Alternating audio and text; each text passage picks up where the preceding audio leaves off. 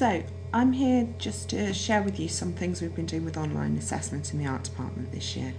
To start with our Unit 1 with Photography AS, we made sure that all their work was submitted online, and we started using Moodle to do this.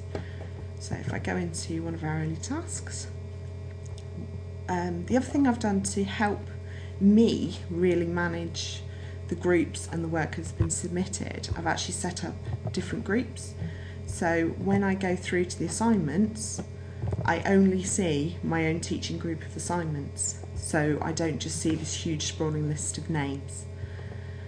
So here you can see the student's name, their work and the feedback. So I'm just going to go into update to show you some of the feedback, and then I can easily just access the feedback document.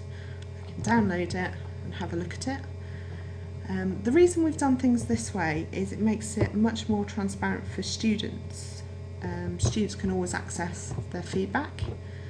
They don't lose feedback, and I don't need to print their feedback off. So there's many sort of bonuses to doing this. Also, I don't necessarily need to keep a copy of that feedback because Moodle manages all that paperwork for me. Okay, and here is Hannah's feedback sheet. With this early feedback, we decided not to give them a grade and a letter for their first piece of assessed work. This wasn't the pro-monitor piece of assessed work, but this was the first feedback they got. We found this helped them get used to actually reading the feedback rather than focusing on numbers. This is also the reason why, as standard, we've decided in photography not to use the option to show them a grade, because quite often students will then look straight at the grade and they don't even bother downloading the feedback sheet. So here you can see all of the grade boxes are empty, and we've kept that policy throughout the year doing that, and it's actually been very successful because it means students download and read their feedback and don't get too distracted by letters and numbers. Okay, so that is how we've been using Moodle to manage our online assessment. Then after Christmas we started to experiment and use something completely different. I've been trialling Google Apps up in the art department with the photography students and with the graphic design students. We've used it to manage some A-level feedback. So here in my column D photography, I have all of my students' work that I can access constantly. As long as it's uploaded and shared with me, I can constantly access it. And then if I just drop that down, I have Unit 2 marking. So I actually uploaded and shared their feedback directly with the individual student concerned, so they could always access it via Google. So if I just open up one of them, this is my marking blank. Oops, perhaps I shouldn't have chosen that one. Oh no, it's not. There we go. So here we go. So there's the specific feedback using the standard form for the students to be able to access. Again, doesn't need to be printed, they just need to be able to access it so they know what to do and how to progress further. Right, so in the last, say, month and a half, we've started to take things a little bit further with online assessment using Google Apps with our graphics, our BTEC graphics groups. So I'm just going to have a quick look at what we've done with them. So if I go into one of the students' folders, you can see there's his work. So that is the live document shared with myself, shared with the student and shared with Graham.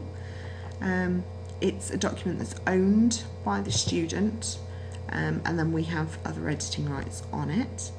Then if I look at his feedback sheet, it's private to me and two more. So that means that student and Graham can also access it. So if we just open it up to have a quick look at it. So this is actually his marking and feedback sheet.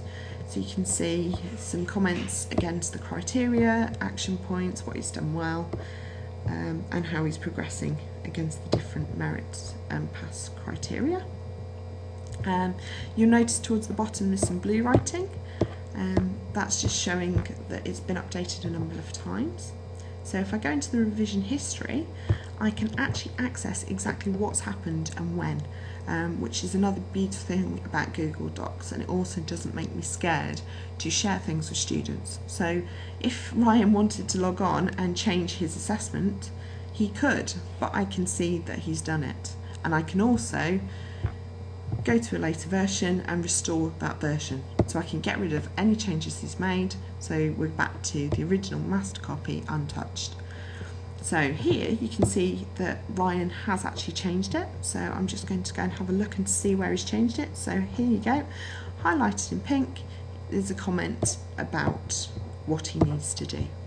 And if I click on any of them, I can just see what revisions were made at what point,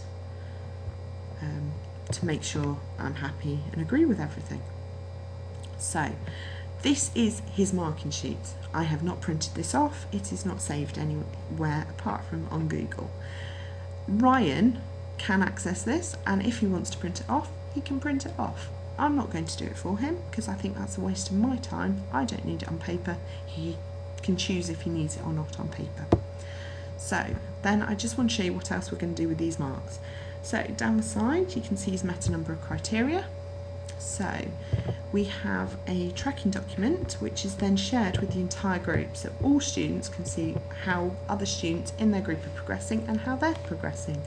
It's quite motivational sometimes for students to actually see what they're achieving very quickly in a very simple view.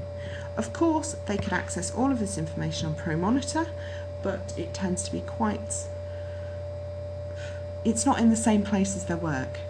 So they have to go to somewhere else to find this information out, whereas it's straight in front of them. And them actually tracking their progress, it makes them take some ownership of it. So as you can see, this is what Ryan's achieved, and he can work out his score and he can work out what his grade could be. So we just have a quick ready reckoner at the bottom. So that is their tracking document. And that is how we've been starting to experiment with Google Apps for online assessment, but also using Moodle. There are a number of different ways of doing online assessment. They're all valid and they're all adaptable for different purposes. If you have any questions, just come up and see me on the 3rd floor. It's Helen from Art. Thank you. Bye bye.